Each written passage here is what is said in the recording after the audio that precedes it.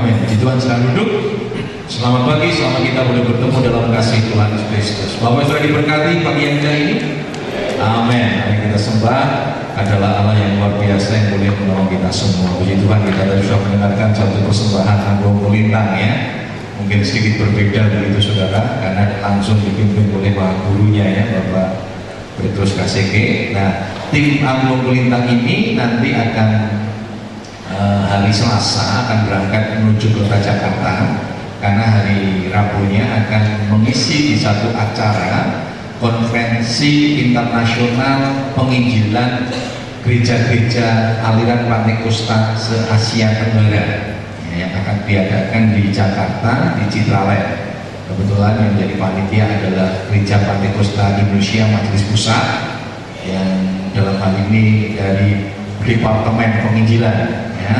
Lalu diselenggarakannya panitia pelaksananya adalah Majelis Daerah Jakarta, dan tim Anggung Melintang melalui Om Petrus KCG diundang untuk mengisi di Malam Budaya ya, Malam Budaya, karena ini untuk menampilkan salah satu budaya Indonesia ya. Anggung Melintang ini perpaduan antara budaya Manado, Sulawesi Utara dengan Sunda ya, yang luar biasa dipadukan, dan ini merupakan kekayaan dari budaya Indonesia ya. Dan kita doakan supaya tim Anggung Melintang ini boleh menjadi berkat ya dalam perjalanannya menuju ke sana, supaya Tuhan tolong akan kembalinya nanti ke kota Salatiga tetap ada di dalam kasih karunia Tuhan. Puji Tuhan.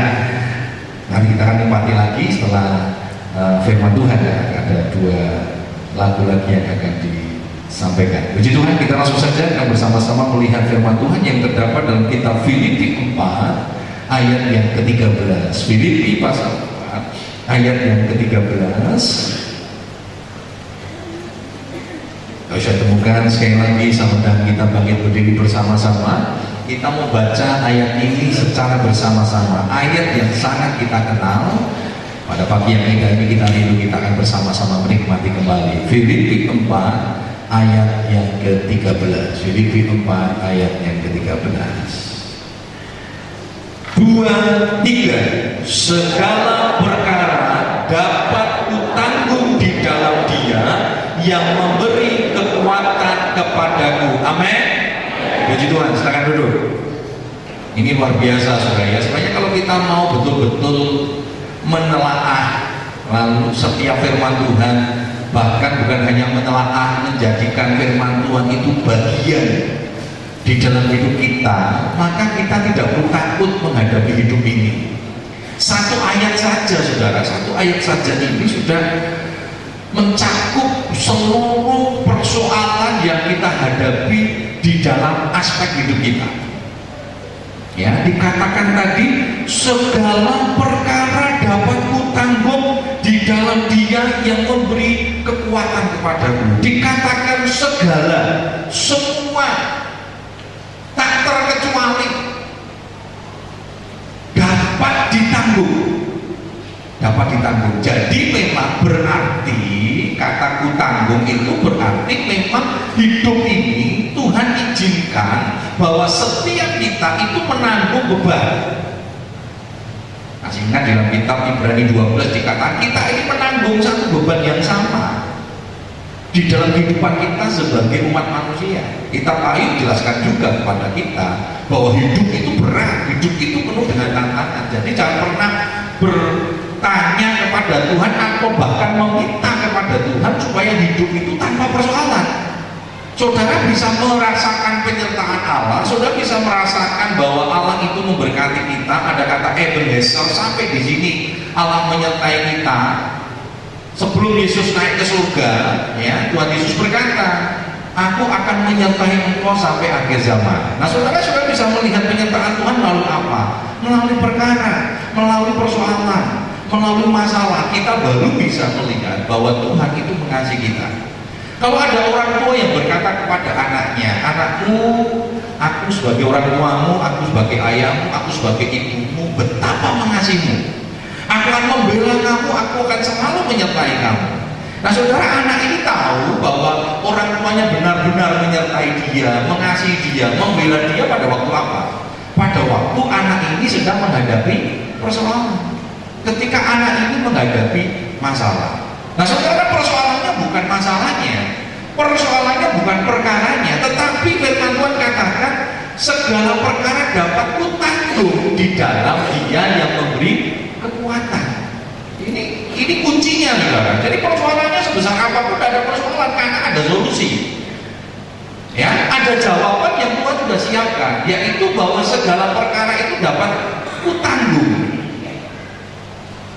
Bukan di dalam kekuatannya Bapak Gembala, bukan di dalam kekuatannya majelis, bukan di dalam kekuatannya orang-orang hebat, tetapi di dalam kekuatan Tuhan. Nah ini yang menjadi kuncinya saudara. Menjadi kuncinya bahwa selama kita ada di dalam Tuhan, selama kita mengandalkan kekuatan Tuhan, maka tidak ada satu perkara pun yang tidak dapat kita selesaikan. Nah kalau sampai hari ini sudah berkata aku tidak mampu menanggung persoalanku, aku tidak mampu menanggung bebanku, aku tidak mampu menanggung masalahku, ini menjadi persoalan besar, tanda tanya besar saudara. Berarti kita tidak sedang berada di dalam kekuatan Tuhan. Selama saudara dan saya berada di dalam kekuatan Tuhan, firman Tuhan itu ya dan amin. Firman Tuhan ya dan amin. Firman Tuhan minggu lalu sore harinya saya sampaikan tentang depresi. 2 minggu yang lalu ya tanggal 11 Agustus kita dikagetkan dengan satu berita, tapi sih saya nggak kaget saudara. Tapi infotainment ya, berita-berita infotainment menyatakan ada berita yang begitu mengagetkan karena seorang komedian terkenal ya, yaitu Robin Williams meninggal dunia.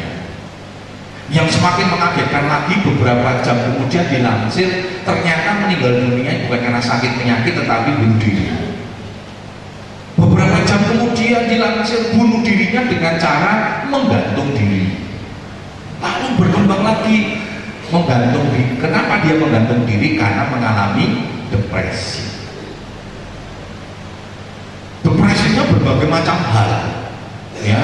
Dia menghadapi persoalan-persoalan karena ketenaran dia hidup dalam kehidupan yang glamor sehingga dia terikat dengan kecanduan alkohol dan narkoba. Sampai karena hubungan yang bebas ini dia terkena satu penyakit kelamin dan itu menularkan istri pertamanya, sehingga istri pertamanya merasa kok ditulari sama suaminya, dia minta perceraian, bahkan dia menuntut di pengadilan, dituntut oleh istrinya sendiri. Dia mengalami depresi yang sangat hebat dan dia selalu gagal di dalam perkawinannya.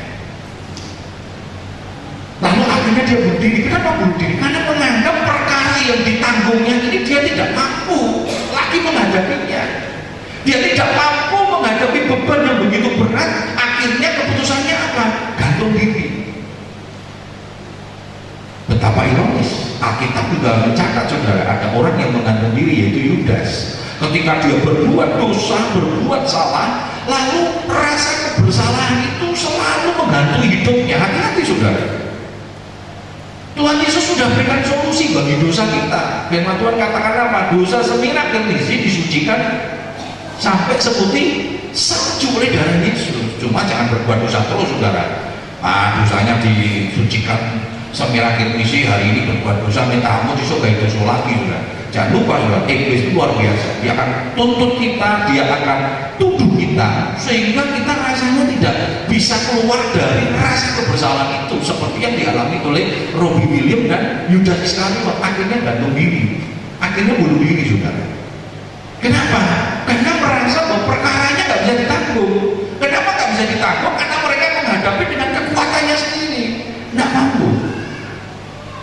Karena itu firman Tuhan bagi yang muda ini mengingatkan kepada kita kembali, apapun yang kau bawa hari ini, perkara sebesar apapun, masalah apapun, baik itu masalah ekonomi, masalah kesehatan, masalah keuangan, masalah apapun dalam hidup ini, masalah rumah tangga, dapat kutanggung di dalam Dia yang memberi kekuatan kepadaku. Selesaikan setiap pertandingan kita. Kemarin pemuda remaja memperingati hari proklamasi, temanya bertanding berjuang sampai akhir. Mari kita bertanding, berjuang. Setiap pertandingan-pertandingan yang Tuhan percayakan sama kita mau berjuang, bertarung gitu ya, menghadapi pertandingan itu dan menyelesaikan pertandingan itu dengan baik sampai akhir. Bukan saja menyelesaikan, saya katakan kemarin, tetapi menyelesaikan dengan baik. Dikatakan dalam 2 Timotius 4, kalau engkau berumah tangga, selesaikanlah pertandingan rumah tanggamu dengan baik. Jangan menyerah. Berapa banyak orang menyerah dalam kehidupan rumah tangga? Akhirnya banyak orang mengakhiri kehidupan rumah tangganya karena cara. Kesehatannya, masalah keuangan, masalah banyak hal. Banyak orang yang tidak mau dan tidak berani menyelesaikan pertandingannya. Kenapa? Karena tidak kuat menanggung. Kenapa tidak kuat menanggung? Karena tidak melibatkan Tuhan, tidak menyerahkan setiap perkara itu kepada Tuhan. Nah saudara, dalam konteks Filipi 4 ayat 13 dikatakan segala perkara dapat kutanggung. Apa itu dimasukkan segala perkara ini tadi, saudara? Coba kita lihat ayat di atasnya, ya, ayat 11 hingga 12. Filipi 4 ayat 11 hingga 12 dikatakan demikian, kukatakan ini bukanlah karena kekurangan, sebab aku telah belajar mencukupkan diri dalam segala keadaan. Aku tahu apa itu kekurangan dan aku tahu apa itu kelimpahan. Dalam segala hal dan dalam segala perkara tidak ada sesuatu yang merupakan rahasia bagiku, baik dalam hal kenyang maupun dalam hal kelaparan, baik dalam hal kelimpahan maupun dalam hal kekurangan. Saudara, ternyata kekurangan dan kelimpahan ini bisa menjadi perkara, bisa menjadi masalah. Makanya jangan cuma minta berkatnya saja, saudara. Jangan cuma minta kelimpahan. Loh, kelimpahan itu masalah loh, saudara. Kelimpahan itu masalah. Orang kadang gitu ya, wah enak ya, kelimpahan, hidupnya kelimpahan. Nah, ternyata kelimpahan itu banyak masalah, saudara. Orang yang hidupnya dalam kelimpahan itu banyak masalah. Coba kita lihat di dalam Amsal 30 ayat 7-9. Ini yang dinyatakan oleh Salomo dalam hikmatnya, ya, dalam hikmatnya Salomo menulis kitab Amsal 30 ayat 7-9 tentang apa itu kelimpahan, apa itu kekurangan. Dan itu ternyata masalah kalau kita tidak mendapatkan kekuatan dari Tuhan untuk menghadapi kelimpahan dan menghadapi kekurangan. Coba kita lihat sama-sama di dalam Amsal 30 ayat 7-9 dikatakan demikian, dua hal aku mohon kepadamu, jangan itu kau tolak sebelum aku mati, yakni jauhkanlah daripadaku kecurangan dan kebohongan. Jangan berikan kepadaku kemiskinan atau kekayaan, ya, kekurangan dan kelimpahan. Biarkanlah aku menikmati makanan yang menjadi bagianku, supaya kalau aku kenyang aku tidak menyangkalmu dan berkata siapa Tuhan, atau kalau aku miskin aku mencuri dan mencemarkan nama Allahku. Ternyata kekurangan dan kelimpahan ini kalau kita tidak hadapi itu di dalam Tuhan, ini jadi persoalan.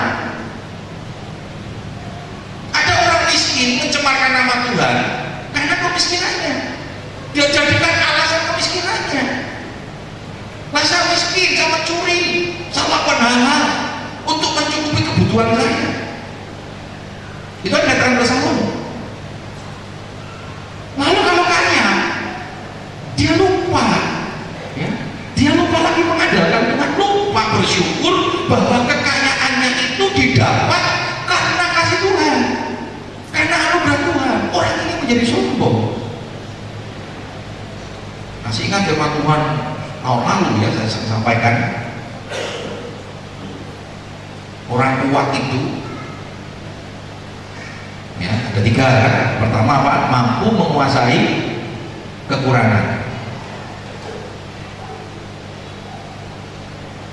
Yang kedua, mampu mengatasi keberhasilan. Kalau kekurangan itu malah gampang, saudara. Biasanya orang kalau kekurangan, orang yang lemah itu kan selalu mengandalkan Tuhan luar biasa, ya, betul ya, lari sama Tuhan, minta tolong sama Tuhan. Tetapi waktu berhasil, berapa banyak orang minta didoakan berhasil, tetapi tidak minta supaya kita dikasih kemampuan untuk menghadapi keberhasilan. Jika waktu berhasil sombong, lupa bahwa keberhasilan ini hanya merupakan kepercayaan yang Tuhan nyatakan dalam hidup kita, dan harus kita pertanggungjawabkan setiap keberhasilan kita. Dan ada konsekuensi, ada resiko, saudara. Ketika aku diberkati, ada resiko yang memang senang nggak senang, suka nggak suka, saudara akan terima itu. Resikonya apa, saudara? Contohnya, kalau panitia Natal mengadakan acara, gitu ya, begitu buat suklet, yang didatangi pertama siapa, saudara? Yang dipandang, yang berhasil. Waktu dikasih, mesti aku terus, ya? Mesti aku terus. Loh, saudara mau berhasil enggak? Betul kan? Loh, ini konsekuensi, betul nggak, saudara? Konsekuensinya itu.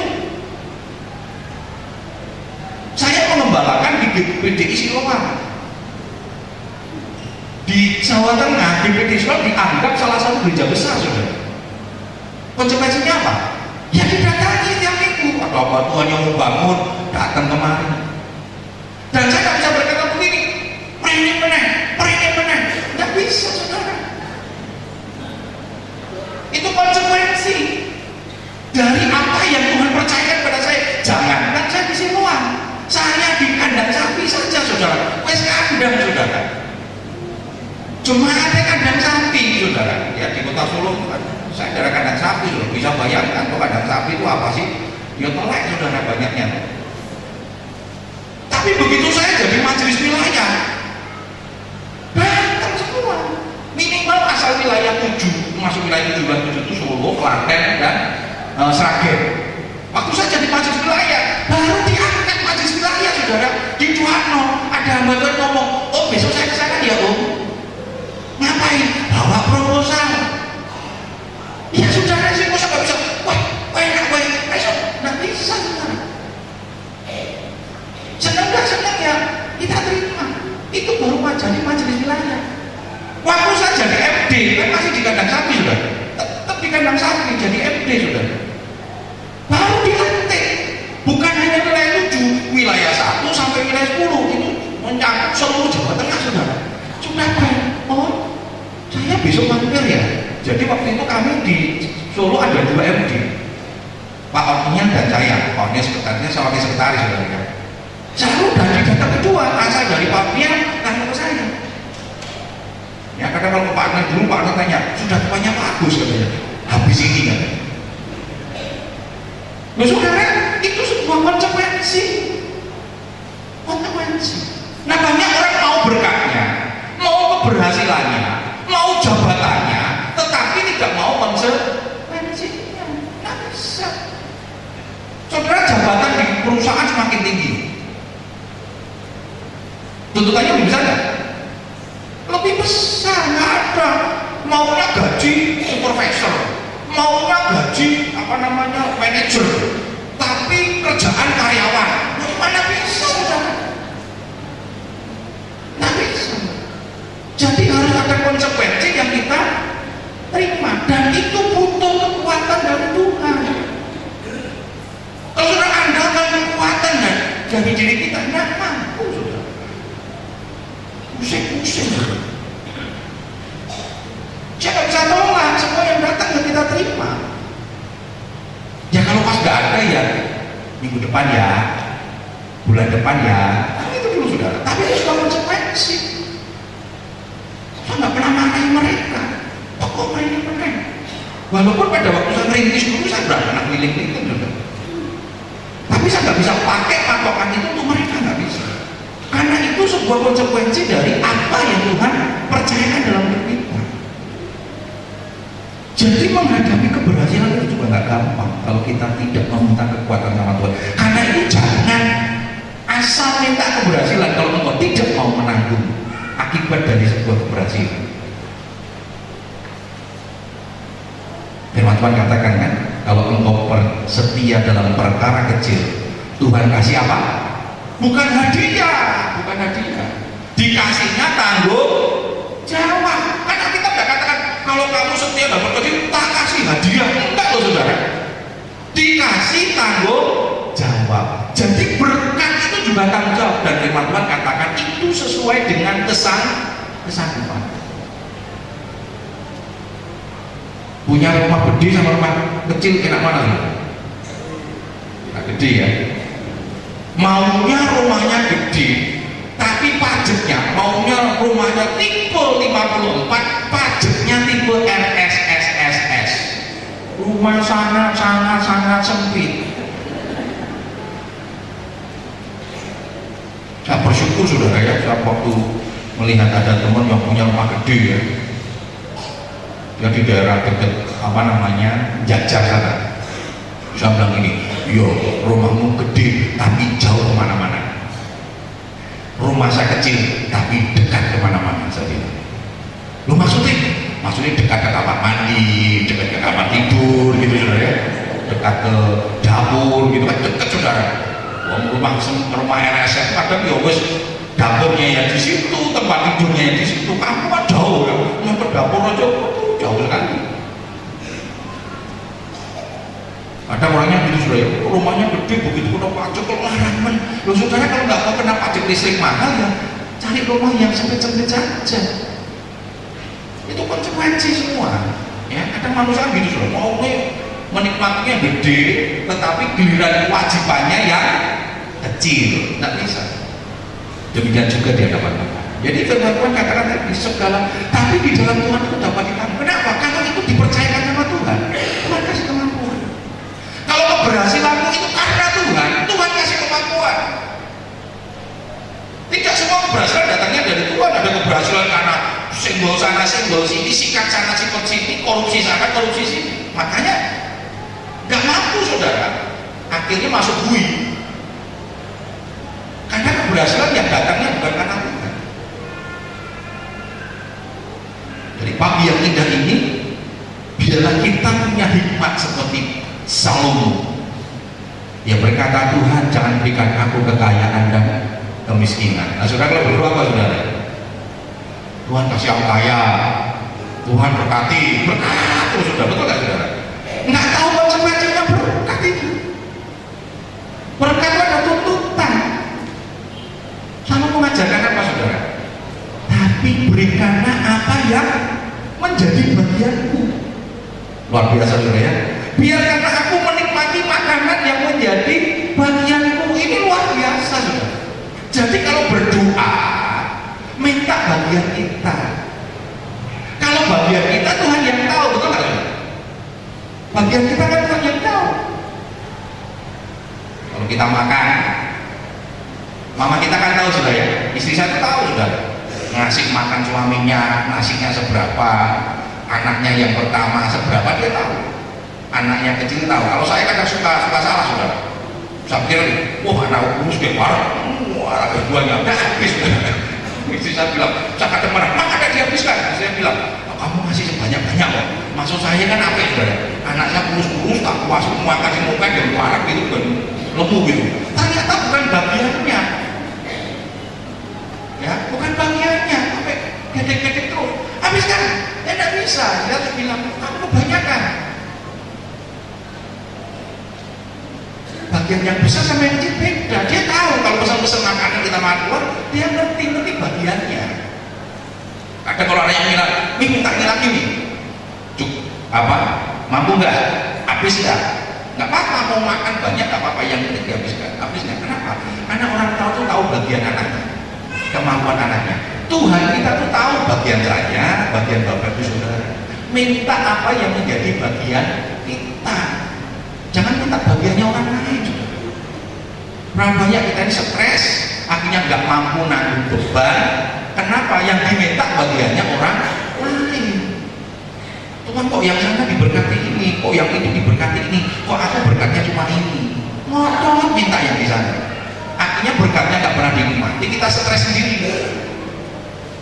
Karena Tuhan tahu yang terbaik, karena Tuhan tahu kesanggupan kita kan. Dalam talenta dikatakan Tuhan kesanggupan kita. Wes kowe brokit sih. Loh kan saya sudah les mobil Tuhan katanya. Siapa suruh les mobil memberkati pakai profit? Kadang kita mengadakan sini, akhirnya dipaksa sudah. Begitu dipaksa stres, kenapa? Bensinnya mobil sama bensinnya motor itu luar biasa sudah. Bedanya kan luar biasa ya. Belum pajaknya, belum kalau banyak sudah halus, ganti ban mobil itu nggak bisa saudara. Akhirnya wah sekarang mahal di roplak, apa roplak itu vulkanisir. Wah bannya di vulkanisir saja, baru dipakai lepas dong. Maksudnya roplakannya bukan banyak ya, roplak, makanya roplak jadi koplak saudara. Saya tahu karena dulu saya apa roplak ban, vulkanisir ban. Ya, orang puasa juga kerja vulkanisir. Kan biasanya kan duitnya mepet di vulkanisir. Ya. Jadi kalau Tuhan percayakan sama kita, percaya Tuhan kasih kemampuan kita untuk merawat. Kalau Tuhan kasih mobil saudara, berkat mobil, Tuhan pasti kasih kemampuan untuk merawat mobil. Ada banyak orang punya mobil yang stres, bannya tinggi stres. Saya pernah kedatangan hamba Tuhan saudara, kita masih belum punya mobil, gereja masih belum punya. Ada hamba Tuhan datang sama saya, Pak Agus, aku tak dulu yo pelayanan tempatmu. Lo kenapa? Bahan mobilku tipis katanya, main diganti. Sampai jemaat saya protes saudara, om itu nggak punya mobil, bang orang punya mobil. Ya saya bilang kita lebih kaya, orang bakal lebih kaya, betul kan?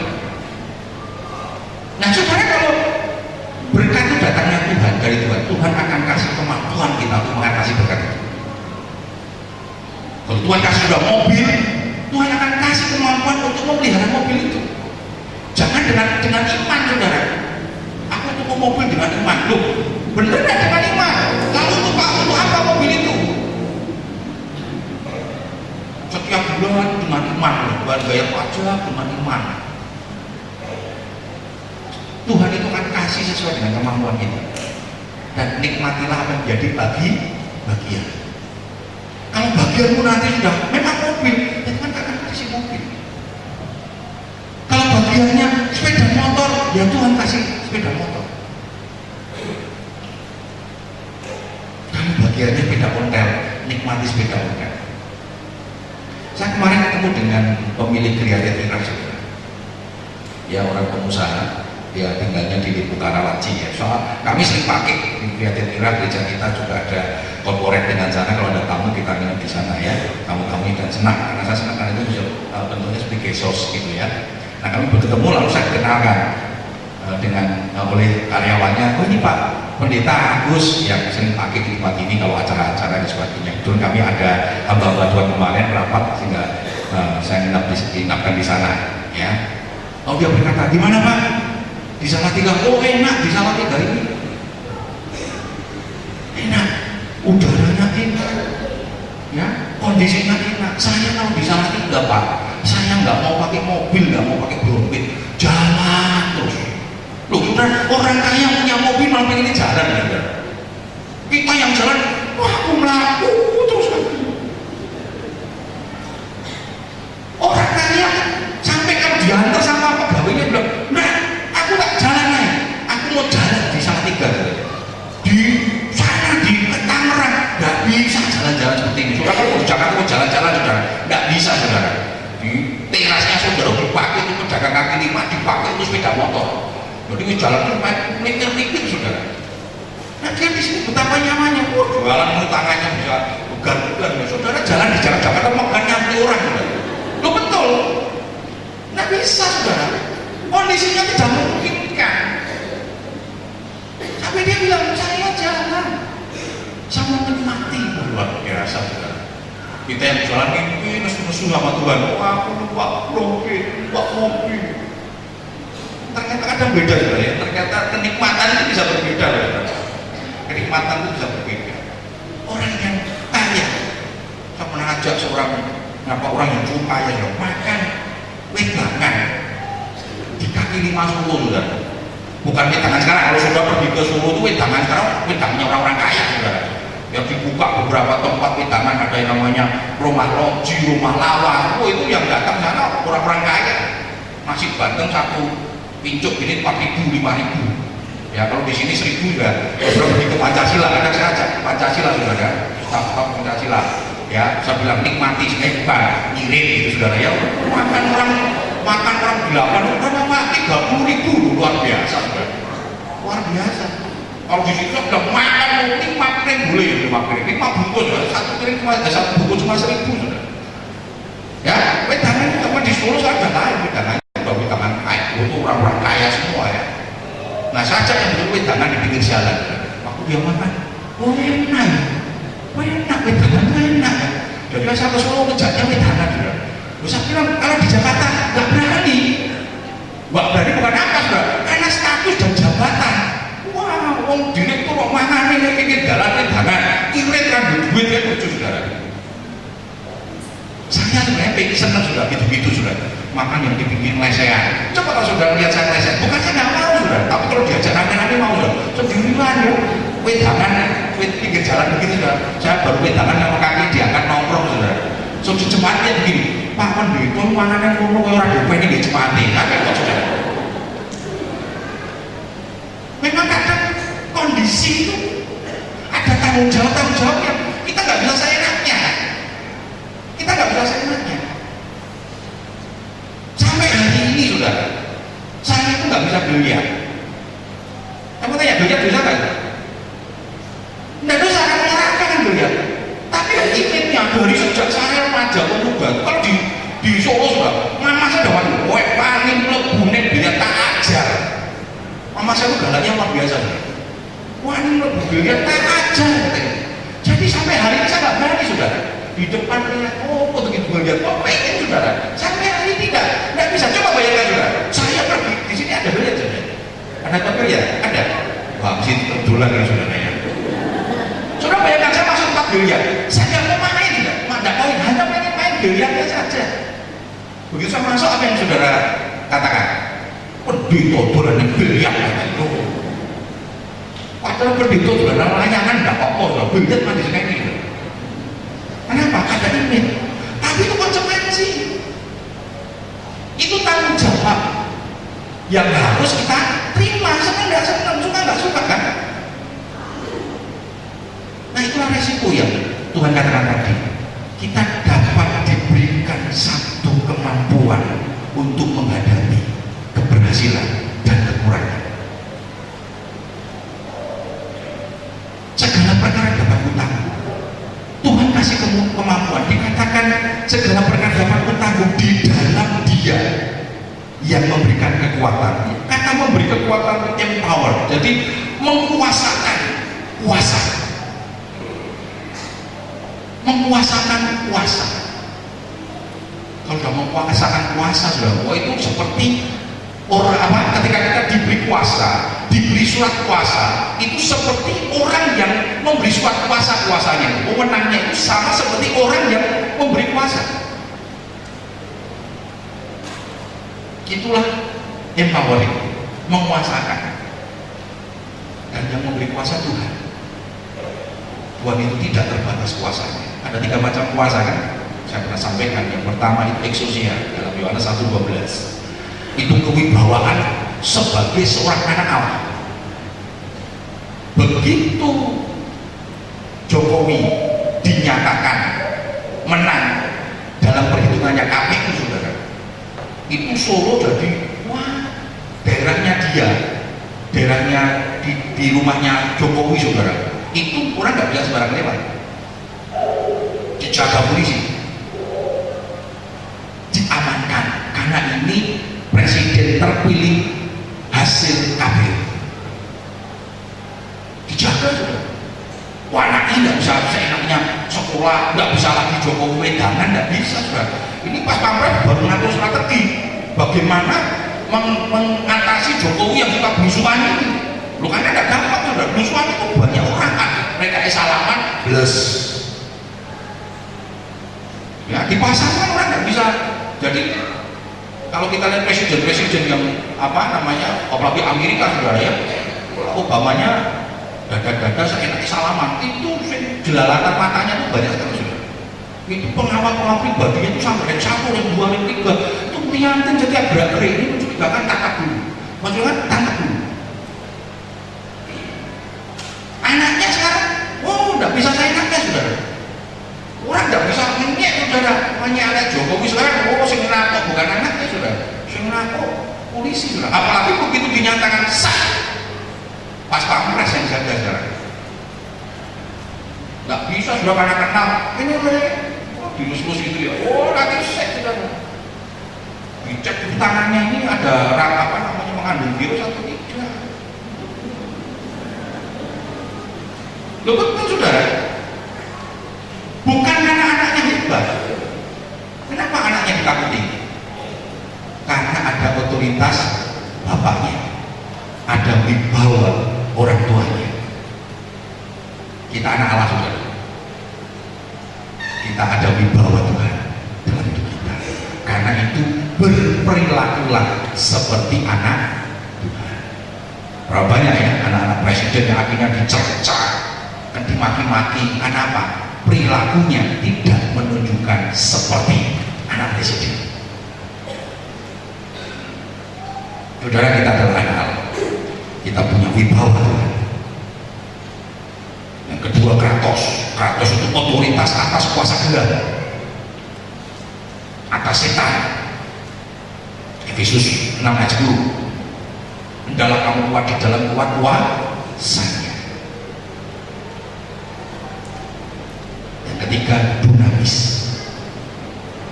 itu kesanggupan melakukan mujizat. Mujizat itu sesuatu yang tidak bisa dikerjakan oleh kekuatan manusia. Kisah 1:8, kamu akan menerima kuasa kalau Roh Kudus turun atas kamu dan kamu akan menjadi saksi. Saudara, kalau kita sudah dikuasakan kuasa Tuhan, 3 kuasa ini saudara, luar biasa. Ada wibawa Tuhan, tapi jangan sombong. Kita punya wibawa itu bukan karena kita, tapi ada otoritas Bapa kita. Yang kedua, ada otoritas atas kuasa gelap, setan-setan. Jadi kalau di rumah ada yang suara-suara saudara, manggil-manggil gitu ya, bagus, sakuan kok ora wonge.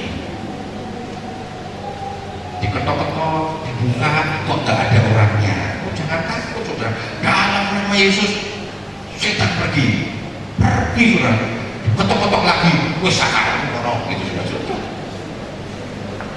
Loh, itu ada kuasa begitu, tetapi kita punya otoritas.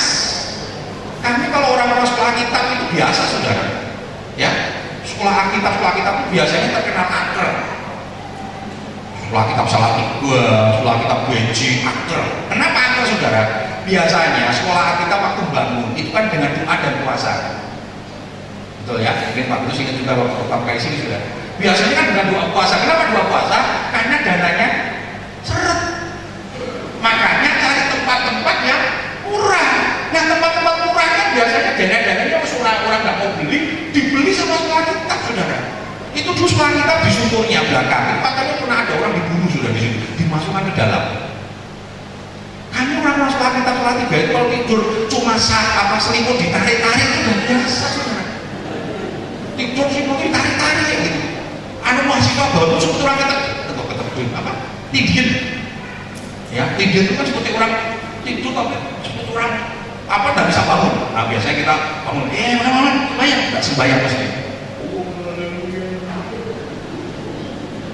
Yang siswi pernah tidur saudara, ranjangnya bisa naik turun, diangkat tangan, wah teriak-teriak. Itu biasa kelas 1. Kalau yang kelas 2, kelas 3 sudah tambah biasa, kita sudah berkenalan dengan mereka.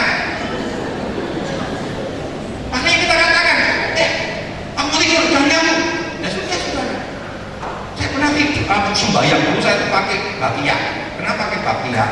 Karena kalau pakai sendal kan sama semua saudara. Di sendal swallow itu kan ya, sendal swallow warnanya kan swallow kalau tidak merah hijau kan gitu kan, belinya di kantin. Jadi begitu kita kita tidur, bangun, penginjilan. Hilang, loh, mana? Kalau cuma penginjilan nggak masalah. Repotnya dia mengembalakan di sana, saudara. Jadi tidak balik. Kalau penginjilan kan dia nginjil balik lagi juga. Ini tidak, terus penginjilan mengembalakan. Terus kita bilang sulit kan?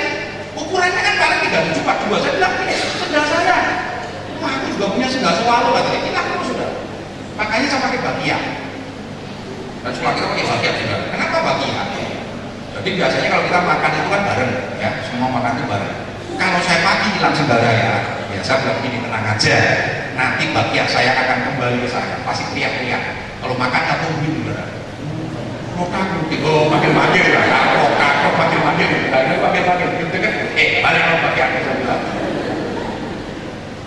Saya pernah berdoa juga, karena di sekolah kita sekolah 3 nggak seperti sekarang ya. Dulu itu minim tempat doa. Jadi saya pakai kamar mandi. Saya bilang sama Opan waktu itu, Om saya pinjam satu kamar mandi setelah jam 9, karena itu biasa kami doa jam 8 sampai jam 9 di malam. Jam 9 saya pinjam kamar mandi, ya kamar mandi klosetnya satu tuh dipakai triplek, saya pindah tidur di sini. Satu orang, lama-lama saudara, ternyata doa di kamar mandi itu lebih mandi saudara. Nggak percaya saudara? Coba lah. Karena banyak teman akhirnya banyak saudara, banyak anak-anak yang teman-teman yang ikut doa di situ. Makanya dulu banyak puasanya saudara. Dulu kami di Salatiga itu jarang ada suara berhenti berdoa. Itu sepanjang malam panjatkan doa itu luar biasa.